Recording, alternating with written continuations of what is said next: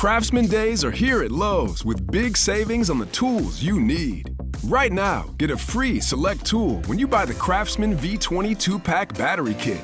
Whether it's the backyard, the bathroom, or beyond, Craftsman has the tools to help you power through and get the project done right.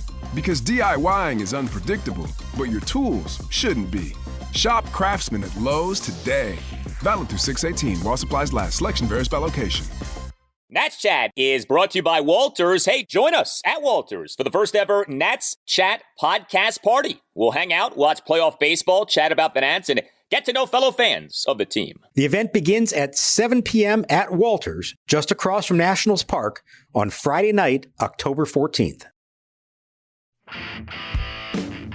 .324 average, hitting in 36 of 45 big league games. First pitch fastball driven in the air to deep center. De La Cruz going back, way back at the warning track, and it is gone. Goodbye. Over the center field wall. A 2-run home run for Joey Meneses. And now the pitch on the way, swinging a looper into shallow left center. This is going to fall into base hit. Rounding third is Call. The throw by Blade to the plate is offline. Call scores, and into second goes Abrams. And the Nationals now lead 4-0.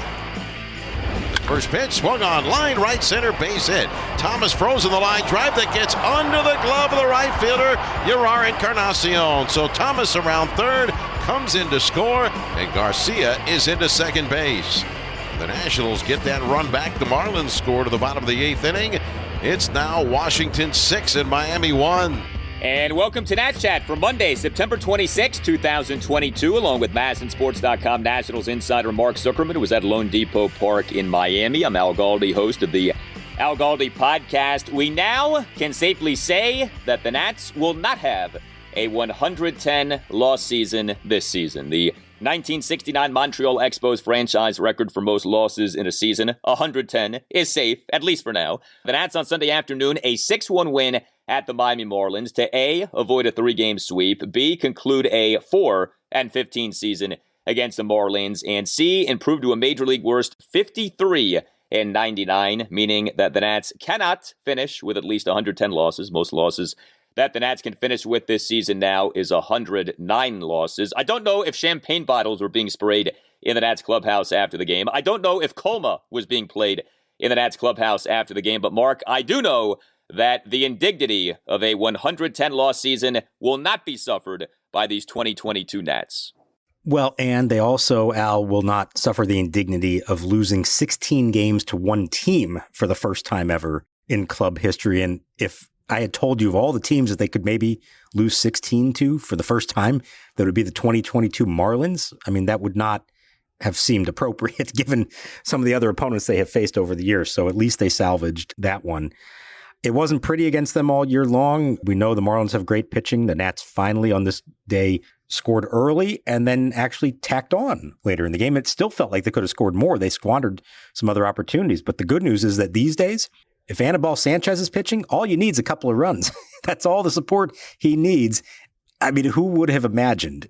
Here we are, 152 games in the season, and there is no question about who the most reliable member of their rotation is. I said it after his last outing. It's amazing. It is true. It says a lot about a lot. I think this series is really interesting from a starting pitching standpoint. The continued unraveling of Josiah Gray and Eric Fedde continued, but the continued rise of Anibal Sanchez went along here, and he was very good once again on Sunday afternoon. It is a weird thing with the Marlins, and I don't know if there's a real reason for it or not. I mean, you could say, well, Sandy Alcantara, but it's not like he started every game for the Marlins against the Nats this season, although it did feel that way at times.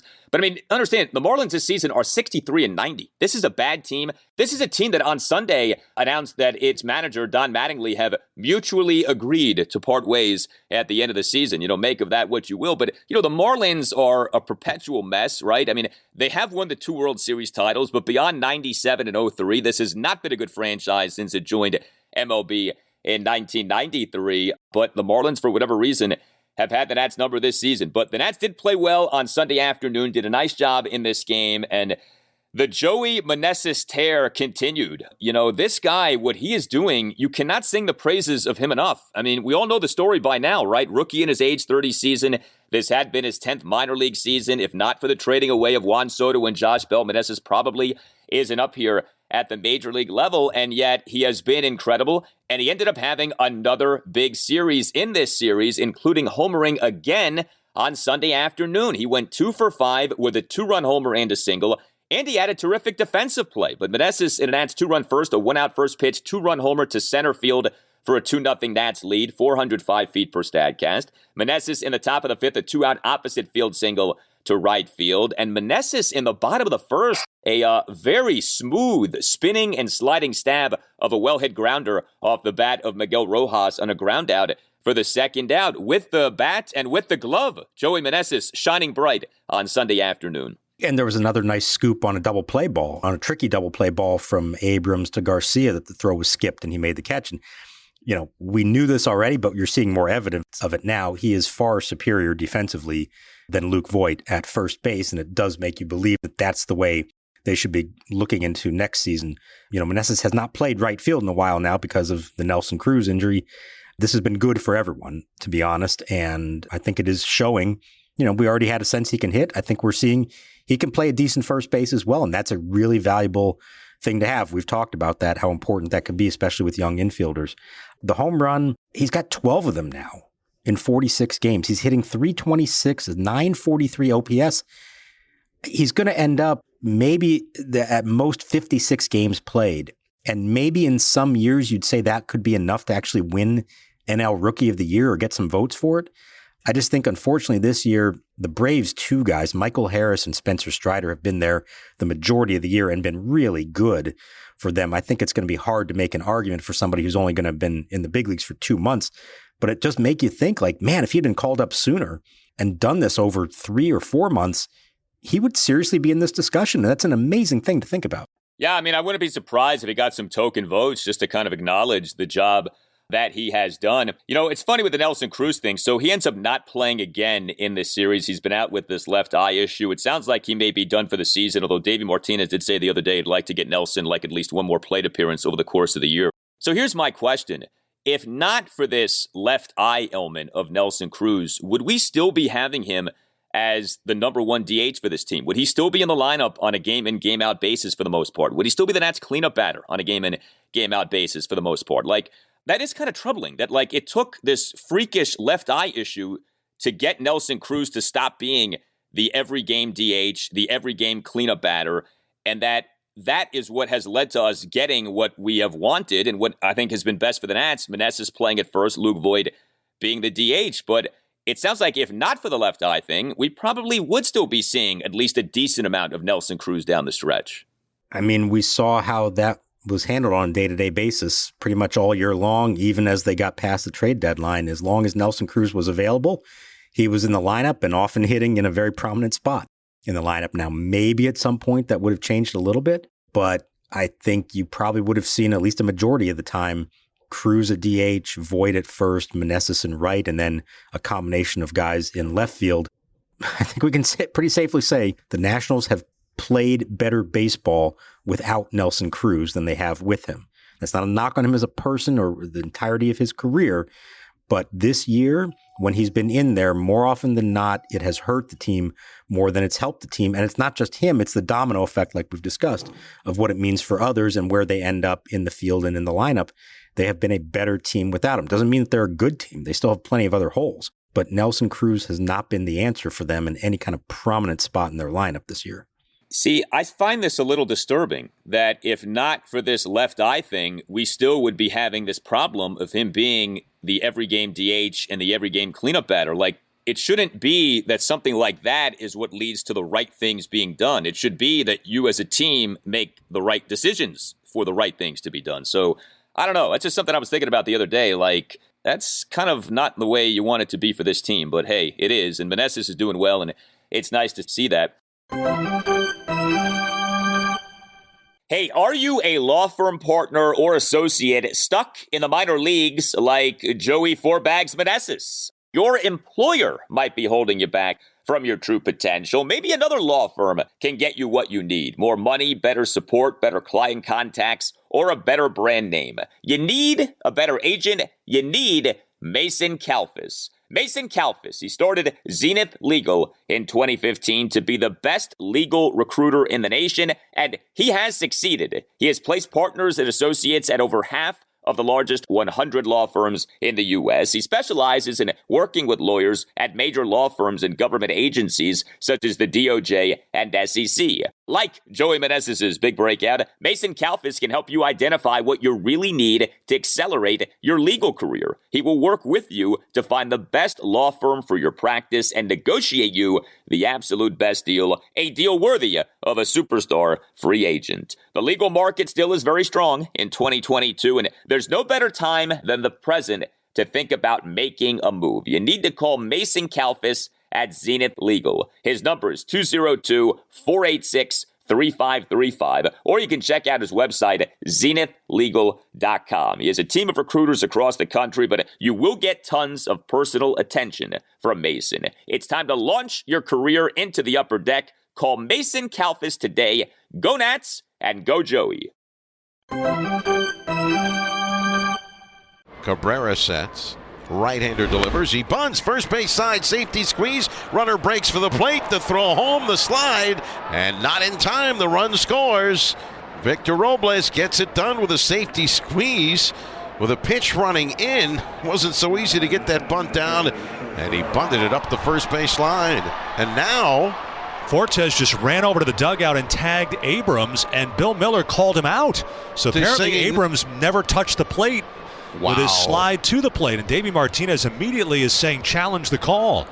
C.J. Abrams ended up having a very nice series in this series at the Marlins. Abrams on Sunday afternoon, 3 for 4 with a double, an RBI single, and another single. He did commit a fielding error, but Abrams in the top of the second, a leadoff first pitch single to right field, and a stolen base. Abrams in the Nats' 1-run fourth, a 1-out double down the right field line. And Abrams in the Nats' 2-run eighth, a 2-out full count opposite field RBI bloop single to left for a 4-0 Nats lead despite having been down in the count at 1.12. Now, also for Abrams in this game was a bizarro out that I guess you have to say he made at home plate, although it was kind of made as he was entering the dugout. This was so strange. So I mentioned that top of the second first pitch single to right field. Abrams got tagged out at home, I guess technically, on a fielder's choice off the bat of Victor Robles, who put down a bunt off which it appeared Abrams scored. Marlins catcher Nick Fortes then tagged Abrams as he was making his way into the dugout, and Abrams was called out.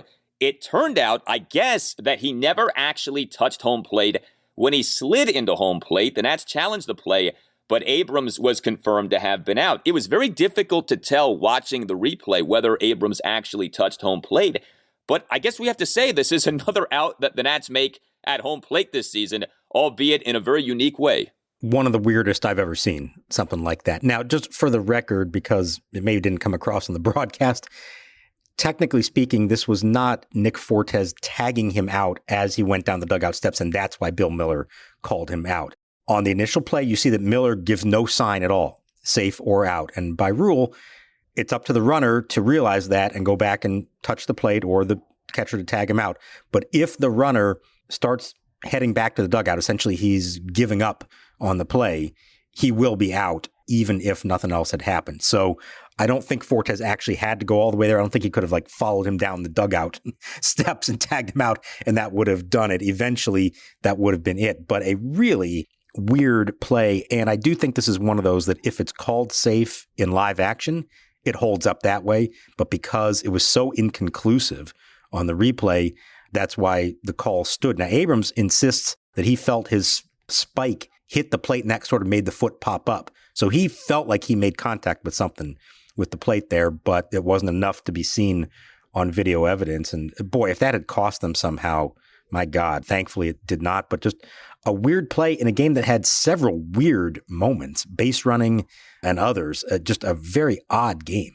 Yeah, I mean, these were two bad teams on display, especially the Marlins. And that's played a pretty good game. The Marlins really did not. But another really bizarre play in this game came with, who else? Victor Robles involved. Imagine that. So Robles actually is hitting a little bit here lately. Went 2 for 4 with a couple of singles in this game. He went 2 for 4 with 2 singles in the loss on Friday night. Robles on Sunday afternoon in the Nats' 1-run fourth, a 2-out bunt single on which Marlins starter Edward Cabrera got hurt. And then Robles later in the inning had a stolen base that prompted what went down as a throwing error, off which C.J. Abrams scored. There goes Robles. The pitch is taken for a strike. The throw to second, and no one's there. The throw hits Robles, deflects to Rojas, the shortstop, and Abrams will come in to score. And nobody was covering second base. It's hard to remember seeing that, and yet we saw that here. The ball went off Robles. So let's think about this. Victor Robles, right? He's always involved in weird situations. He's involved in a weird situation here. And Victor Robles, who has this extreme penchant for getting hit by pitches, he gets hit by a throw while stealing second base. Only Robles could be hit by a throw while stealing second base. What a weirdo play that was. And I'm telling you, neither infielder moved a muscle. It's not like somebody was late to get there. They never even attempted to cover the base. So this was the first pitch after that long injury delay when Cabrera, it looked like he had suffered a major foot or ankle injury. He ends up getting up, threw some warm pitches, tried to stay in the game. Don Mattingly said, no, hang on a second. We're not going to push this. So they give the reliever as much time as he needs to warm up. Everybody's kind of just, standing around waiting for the game to resume. And literally the first pitch, Robles takes off. And I give him credit for that because the Marlins probably are not expecting anything like that or just not even thinking about it. And literally neither infielder moves. And the fact that the throw would hit him and then ricochet right to the shortstop is crazy. But thankfully, C.J. Abrams was alert, scored on that play to maybe make up for the other out at the plate. But that is, again, potentially two plays in this game that I don't know that I've ever really seen happen, not in a big league game like that.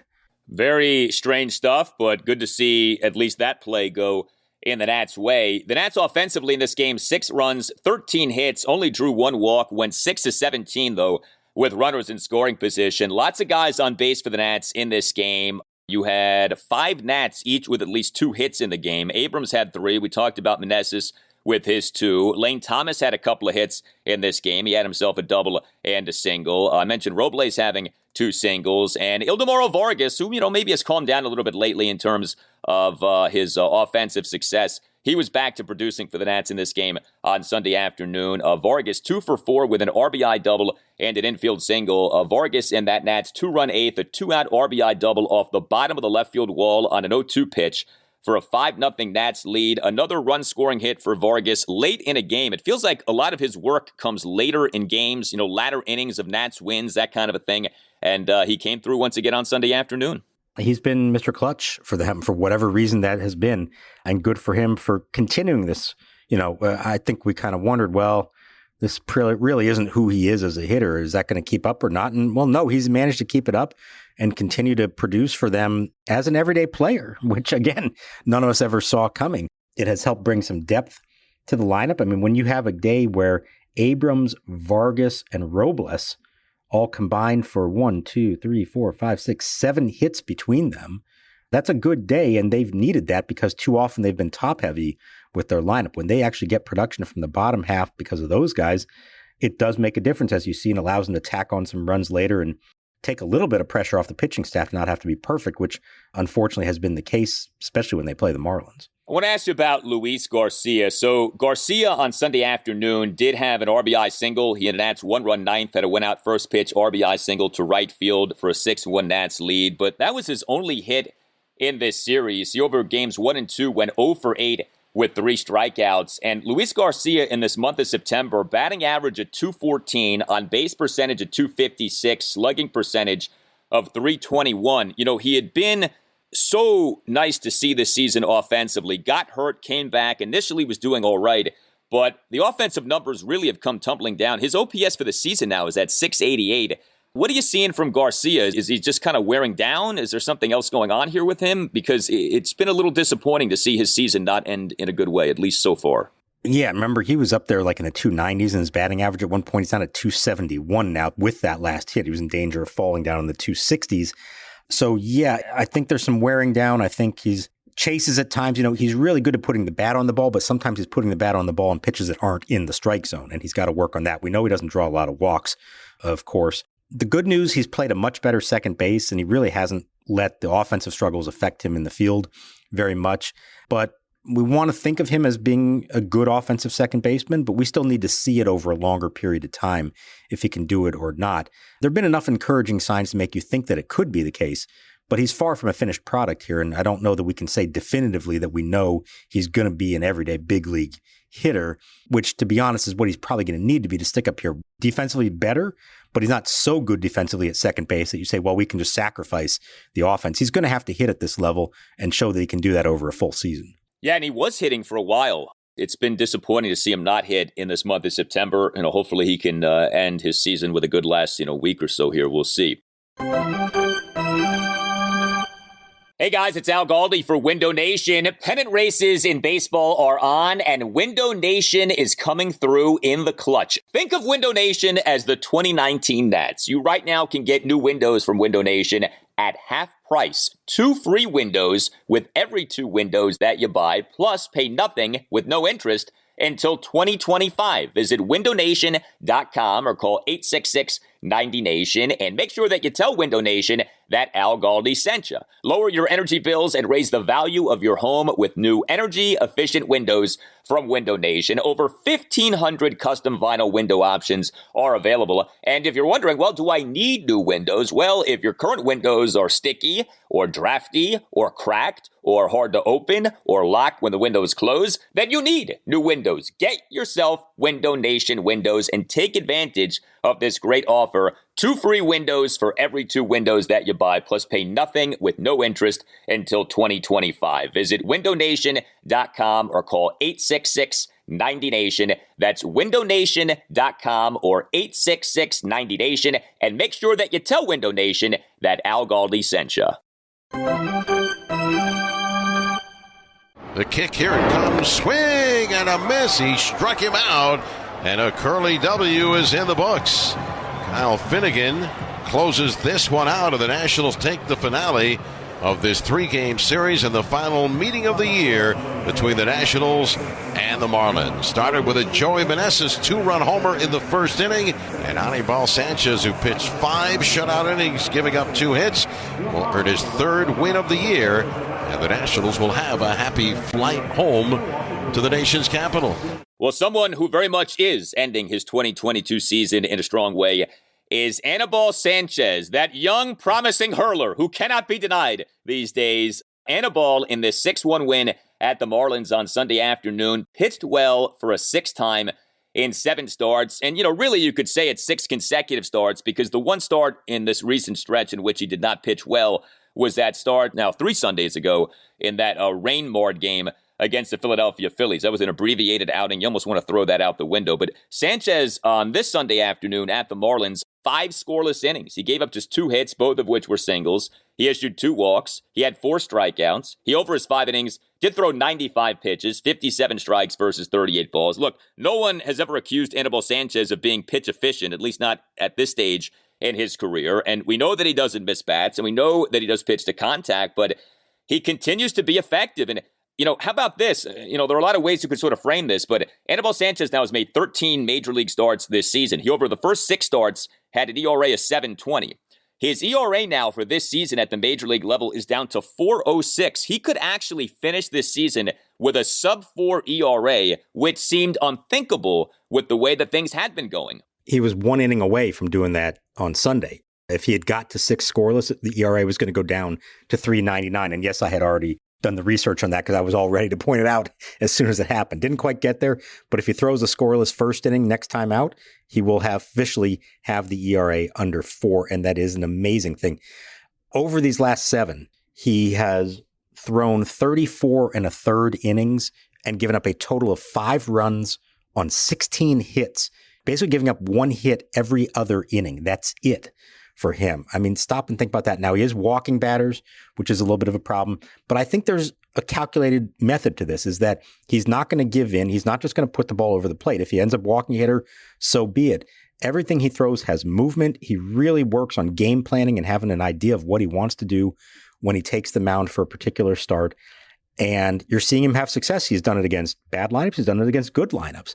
He said, kind of laughingly, he feels like he's always been pretty good in September for whatever reason in his career, and even October. And he was hoping that he'd have another chance to pitch in October. Obviously, that's not happening this year, but he's healthy. He does seem to find a groove along the way the more that he pitches. And it has been a godsend for them because none of their other starters have done this with any consistency here lately. He is finishing strong and completely changing everyone's perception of what we thought he was at this point at age 38. I know you've been on board from the beginning. You've wanted him and insisted that he should be starting every fifth day and leading this staff. But a lot of other doubters out there, I think, are being proven wrong now and realizing that Anibal Sanchez still has something in the tank. Well, I don't know how anyone couldn't have seen this coming. I mean, it was the most obvious thing. It's like the sun rising in the east. Like Anibal Sanchez is going to pitch well for the Nats this season. But you know what's funny, if we can be serious for a moment here? So, he's not under contract to the Nats next season. He can up and leave them this offseason. Like, to those who want to celebrate this, and I guess you could say, well, the Nats have fixed him, so that's good because the Nats have fixed so few pitchers in recent years. But it may be that Sanchez has been too good for the Nats good and that he's going to sign with another team this offseason because you just said it. He wants to pitch in October. He's not going to be pitching next October if he's with the Nats, barring the unforeseen. And so if you're Sanchez and you're like, well, I've sort of found the fountain of youth here and I've pitched well as this season has gone on, why would you re-sign with the Nats? Wouldn't you sign with a team that you view as a contender? So it's almost like the Nats have done too good of a job with Anibal Sanchez because he can leave them for a better team this offseason.